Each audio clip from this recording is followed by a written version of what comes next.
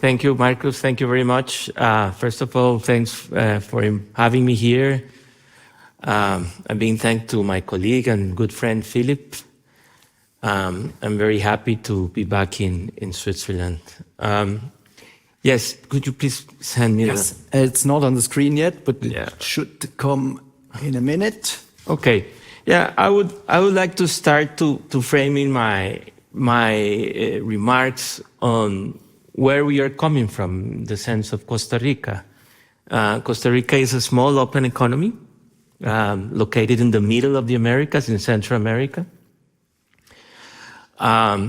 We were one of the poorest colonies of the Spanish Empire.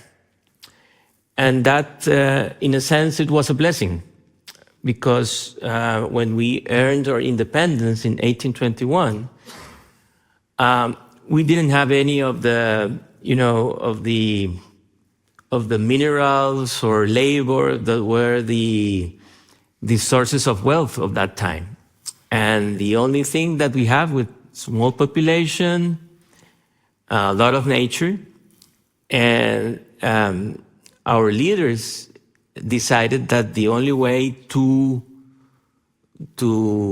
develop was to engage in international trade. And we started planting coffee, which was a plant that came from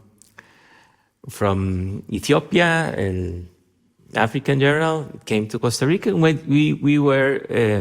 started planting coffee. And with that, we started interacting with the world. And well, there is Costa Rica. It's a very small country. It's a bit larger than Switzerland, in the middle of the Americas, quite within the sphere of influence of the United States. I will talk more about that later. But trade and investment and international investment was part of our DNA since our independence. And of course, sustainability, in the sense that our main source of wealth was nature. Okay, so that is embedded in us. Our value proposition is, of course, geography, but that's a given. Rule of law. Since the very beginning, we established that we needed a very strong rule of law. That means institutions. Democracy, of course. We are the oldest democracy in Latin America and the second oldest democracy in the Americas. We have more than 100 years of democracy. Also, peace and security. We are a country with no army since 1948.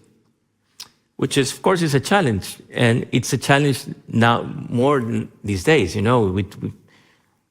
Pascal just talked about sovereignty. So how we achieve sovereignty in a very difficult world with our size in a country with no army. And then our other piece of value proposition is people. I mean, our richest asset is people. So we have invested in people from a long time ago. But perhaps I would say that the main point these days is about institutions. But as Marcus was explaining about sustainable development, one thing that we most of the time take it for granted is that sustainability is based on institutions. If you don't have institutions, there is no sustainability. And now, as we heard already, institutions are being attacked from within, as Pascal was explaining. So I think this is one of our main challenges. Domestic challenges related to sustainability. I think the most important challenge these days within the domestic realm is the duality of outcomes. What do I mean with this? There are some part of the population has been benefiting from globalization. So who are benefiting from globalization? Those who have high skills, that have studied, that are part of the flow, but the system has left behind many people. And these people are the ones that are angry, that are, they are challenging the system, and they are the ones that tend to back the populist movements that we see everywhere and that we see, of course, also in Costa Rica. So this duality of outcomes, these two groups of people, one that have benefited from the system and the one that not, I think is the more important challenge these days. And with these challenges, you cannot talk about sustainability if at the individual level, you don't have people that buy, the promises of the SDGs, for example. They're meaningless if you don't have access to education, you don't have access to social security, to health, etc. And of course, from the outside, the biggest challenge is this, the new international order. So if you're a small country that has bet on openness, globalization, and a system of rules, so this new system is clearly against you. So how do you navigate this new world?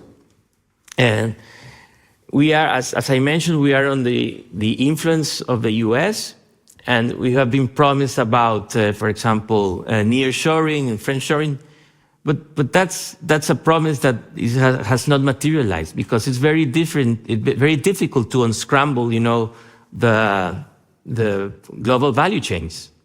So that's an issue as well. And then this U.S. administration has established the Trump corollary, which is the new version of the Doctrine Monroe, this America for the Americans. But when I say Americans, it's not the whole continent. It's Americans with the U.S. Americans, okay? And so how do we deal with this? Being a small country dependent on the U.S., 80% of the foreign direct investment in Costa Rica come from the U.S., 60% of our trade, exports and imports from the U.S., 80% of our tourists come from the U.S. So how do you maintain your neutrality? For example, how do you achieve technological neutrality when China wants to invest in Costa Rica, but the Americans say, no, you cannot. You cannot give the 5G network to the Chinese. You have to give it to us. So these are very challenging times. So I would finish my initial remark by saying that we need to focus on how to navigate this world and how to make a case for individuals at the end, which are the ones that vote and are the ones to have, in a democracy, have to lead the way for sustainability. Thank you. Thank you very much, Victor. Very interesting also how you developed your points. Of course, we can talk about U.S. hegemony and the U.S. politics, current U.S. administrations, but actually there's much value also in looking into the circumstances and the individual perspective in a country like Costa Rica.